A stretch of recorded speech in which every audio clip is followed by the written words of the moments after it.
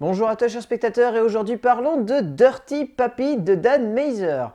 L'histoire c'est celle de Jason qui est un jeune homme tout ce qui est de plus normal, qui s'apprête à se marier, qui vit une petite vie tranquille, bien rangée et dont la grand-mère va mourir.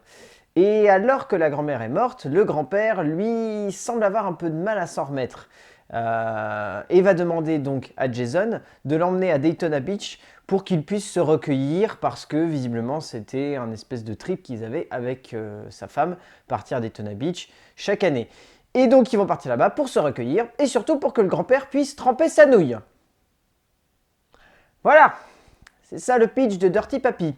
Alors Dirty Papi, sur le papier, c'est une comédie potache américaine, tout ce qu'il y a de plus classique, lourd, facile et bien grasse. Il faut le reconnaître, vraiment bien grasse. Mais ça avait la particularité d'avoir Dan Mazer à la mise en scène. Dan Mazer, c'est un auteur assez important de la production comique américaine.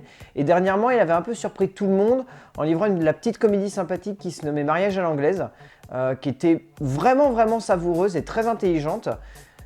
Et avec ce film, il va complètement à l'encontre de ce qu'on pouvait attendre de sa part et il nous livre une vraie comédie potache mais bien lourde, quoi. C'est vraiment le truc avec le pitch qui peut vraiment être ultra pompeux et ultra débile.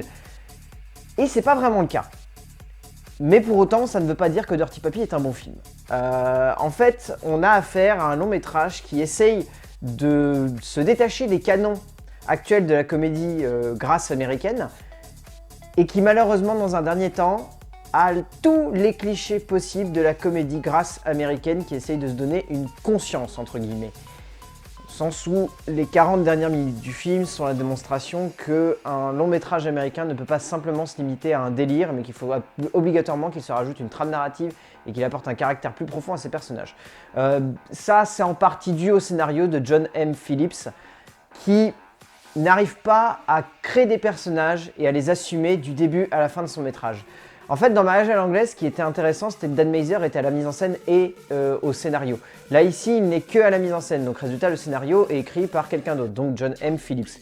Et John M. Phillips assume complètement son délire pendant 1 heure de long métrage. Pendant 1 heure de long métrage, c'est absolument jouissif parce qu'on a un enchaînement de gags et un enchaînement de situations qui joue très bien avec la position des personnages. Ce qui fait qu'on est vraiment mort de rire constamment. Il y a une très bonne juxtaposition des différents gags et du rythme comique, ce qui font qu'on se marre, on s'arrête pas, on est explosé de rire. Il y a des séquences qui sont extrêmement bien écrites. Enfin, la séquence de la fête avec l'abeille, c'est une tuerie. Elle est excellente, elle est à mourir de rire, on ne s'arrête pas du tout au long.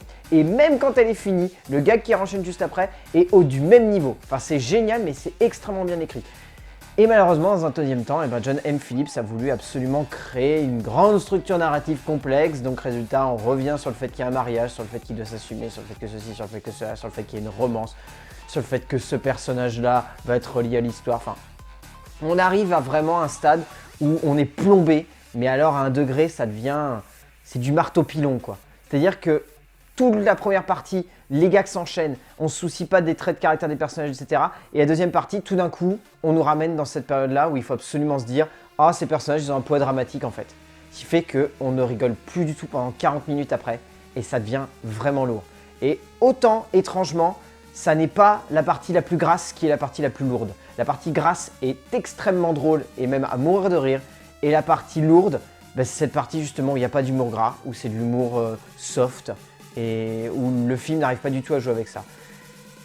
Et ensuite, la mise en scène de Dan Mazer est vraiment drôle parce qu'elle joue bien avec les caractères des personnages. Elle joue vraiment bien avec la situation qui est créée et dans laquelle vont se retrouver les personnages. Ce qui fait que, étrangement, on a un décalage entre le personnage du papy et ce qui se passe à l'écran qui est vraiment bien amené.